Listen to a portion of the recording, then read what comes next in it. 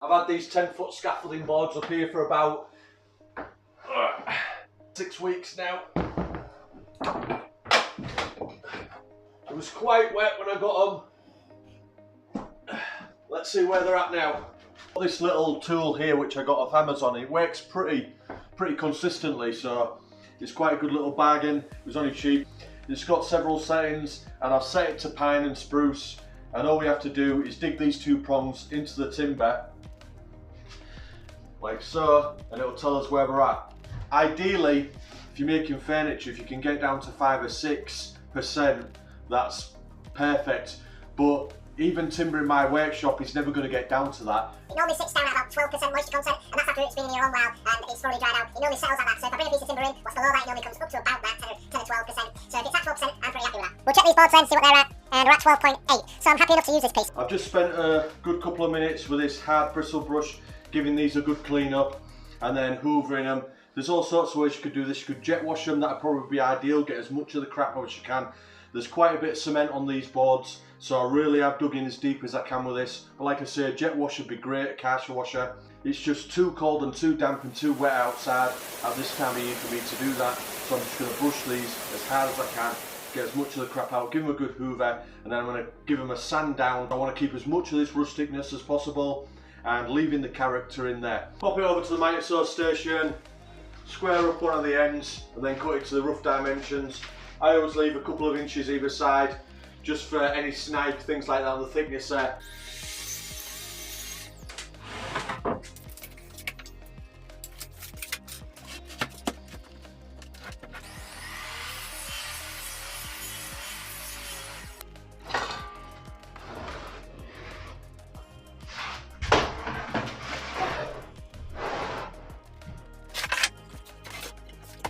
The next step isn't 100% necessary, however,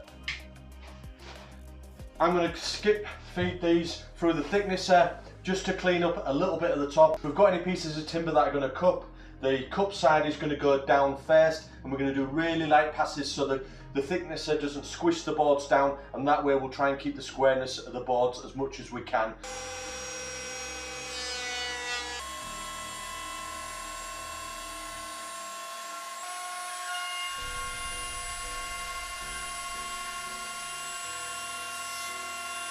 What we're going to do now is we're going to take these through the table saw and just clean up a clean edge on the inside boards. We want to keep this outside rustic edge on the outer 2, but we want a better seam in the middle. We don't want a big crumb catcher, but we will not also after perfection.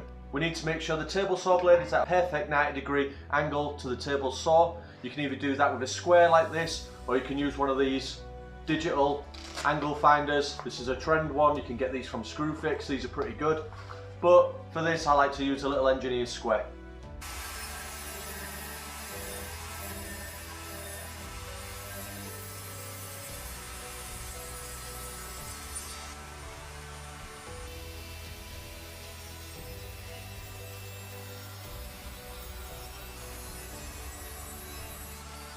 Before we glue these boards up, I just want to show you the grain pattern, how we need to orientate these boards. So if you're not aware of this, in order to help us prevent the cupping, we need to alternate the boards in a certain way. So the first board here, the grain is going like so, and then we've alternated the next board the opposite way around, so the grain is going, and then so on. The table itself is going to naturally resist the cupping effect, and this should help in our battle against the cupping. Next thing we're going to do then is we're going to attach these boards, and another unnecessary thing, what you don't need to do is use biscuits. However, I like to use biscuits because they really help me align the boards. They don't really add much strength at all according to popular opinion, but what they do is align the boards really well. So I'm just going to mark out now for the biscuits where they're going to go. I'll probably avoid this area here actually, and we'll just put a few biscuits in each one, stagger them along the board.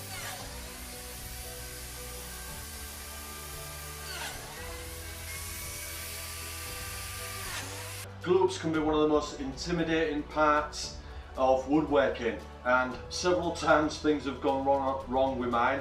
And if you look back at one of the videos what I did, which was building a stair gate when it was like a doggy gate, and I was just coming up to the end of the glue up and the whole thing exploded all over. What I will say is, don't lose your cool. Plan things ahead like I have here. I've got my clamps set up, I've got my biscuits ready, I've got my glue ready, I've got my brush, my water, my rag, and I'm ready to go. I am aware that things can go wrong and the unexpected can happen, so just take your time, plod along with it. One thing I will say is use a slow setting glue. You don't want some of this 10-minute glue where you're panicking that it's starting to go off before you've even got anywhere near finish. So this stuff takes a few hours. It's going to be dry by tomorrow, but after I've done this I can lock up the workshop and go in and have a cup of tea and not worry about it. So what we're going to do first is then we're going to apply some glue, add the biscuits and slowly work our way along the board and then clamp up.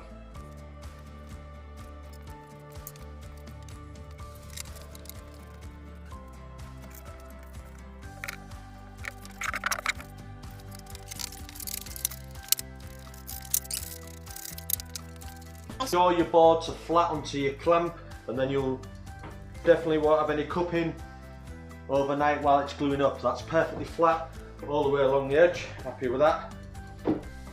Now we can start applying even pressure all the way down the board.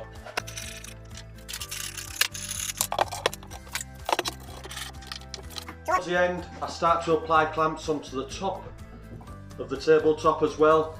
This keeps the pressure even from both sides, again stopping the table from cupping. Try not to over tighten, especially with these sash clamps. You have some serious power in these steel sash clamps.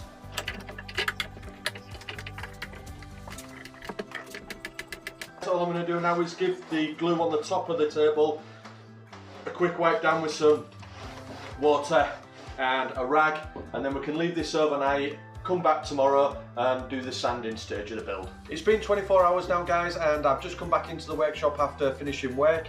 I've unclamped it and the table has stayed nice and flat because of the precautions we take, clamping from above and below and using the biscuits and ensuring that the timber was flat on the table. What we're going to do now then is we're going to sand it down. We're going to start off at 80 grit and finish with 120 grit.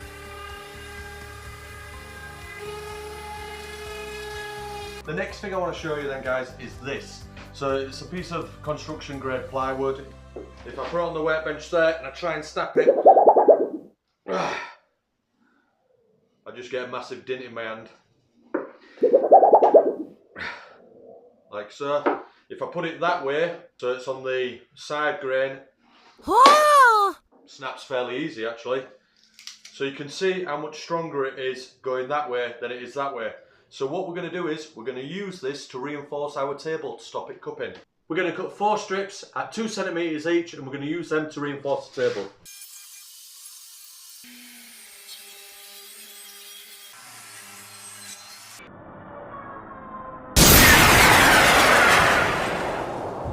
Next we're going to cut the table down to its final dimensions before we go on to any other steps. But don't worry if you ain't got a track saw, you could use a circular saw for this. And you don't even need a circular saw, you could use a jigsaw, you could use a dovetail saw, you could use a coping saw, or you could just nibble it away with your teeth. To set the router up for the depth then guys, what we're going to do is we're going to use some of these preset selections that we can use. And you have these on all routers. This is set up at the minute already, so I'll just knock it off. I'm going to rotate it down to the 4th setting like so. We're going to get the piece of plywood that we're going to be mounting into the table, and then I'm going to plunge down until I touch the table with the straight cut bit that we're going to be using, and then I'm going to tighten the nail knob securely like so. And then what we're going to do is, obviously we're not going to plunge down and take out this much material in one go, and we can rotate this dial so when we plunge we're taking out a minimal amount each time, increasing the depth all the way up to the 4th setting, which we know is the depth that we want for the final cut.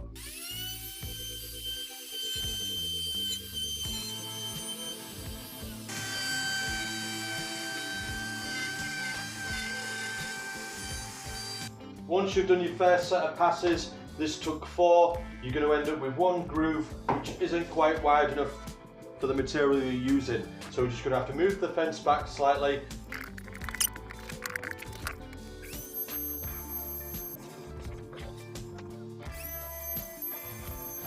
I'm just going to square the ends up so the square piece of wood fits in.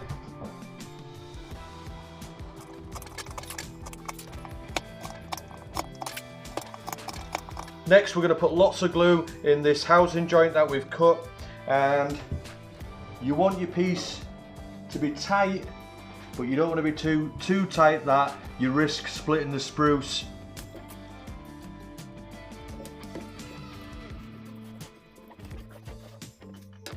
And put glue on the edges of this as well. It's hard to get them in the housing joint on the edges.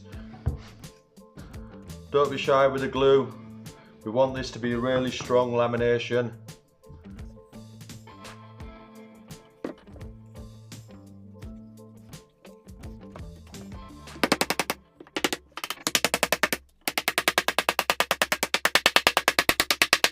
And here we are then, after a mammoth cleanup, we've got 3 pieces of plywood mounted into the tabletop, which is really is going to reduce the chance of cupping over time. Now moving on to dyeing the timber, we've got a walnut here, and this is an ethanol based product. We've got a dark oak, and we've got a combination of the walnut and the dark oak with approximately 10% white spirits. I do like this one the best because I think it highlights the grain and it has a sense of the warmth of the walnut but still has a touch of the darkness of the dark oak. The thing I like about this the most is it doesn't raise the grain. It is a bit smelly, so you want your windows open, fan on and stuff like that, maybe even a respirator. I don't wear a mask, but I definitely have the doors, windows and fan on. I'm going to apply this now and then we're going to put a top coat on.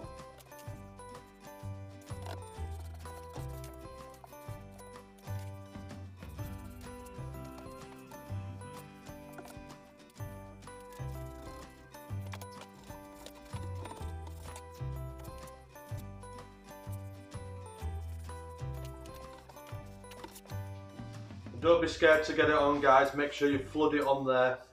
You don't want to be tight with it. I find getting plenty on results in less patchiness than if you skimp with it.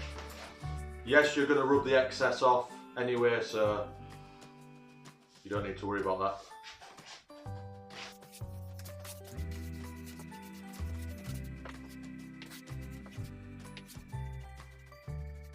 Be using this Wix's quick drying varnish interior. It's an acrylic, so that means it's water based, and this is my go-to. I always use this one. There's probably plenty of others out there what are just as good, but I just find it really good value for money, and it goes on lovely. So we're going to put probably 3 coats of this on, denibbing in between.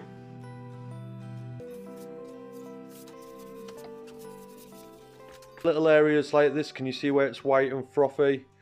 Get a dry brush and just remove it. Otherwise, if that dries in there like that, it will dry like that colour as well.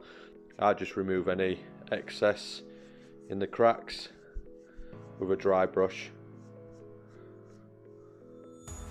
This is the 3rd and final coat now. Before I put it on, I'm just going to denib, and I like to spray it down first. And you're not sanding down, you're just doing the lightest rub over. And this is 240 grit, but it's well used as well, so it's probably about 320 really, isn't it? A thorough dry off, make sure there's no bits on it or out. And then we can give it its last coat. Just make sure you do both sides evenly. Whatever you do to the top, do to the bottom. Just going to prevent problems in the future. Keeps everything drying out at the same rate as best we can. Closing in on the end of the video then now, just going to attach these legs. The location of these legs then is going to be 1 foot in from the end of the board, because we're going to have a chair situated here on either side, so I want plenty of room for knees. And then we've got about just under 2 inches either side from the ends, and then they're nicely spaced out. All I'm going to do is I'm going to use hole punch, and I'm going to mark in the exact centre of each hole, so we can use a brad point bit to follow that and then we can drill the hole to the depth we need for the M8 inserts.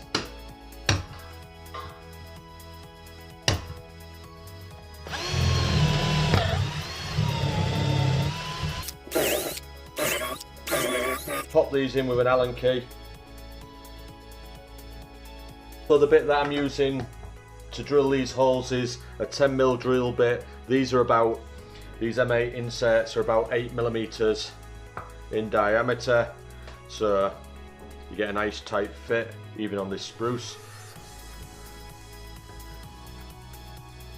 Just so they're just below the surface or flush. Don't over tighten them, you don't want to strip the timber out.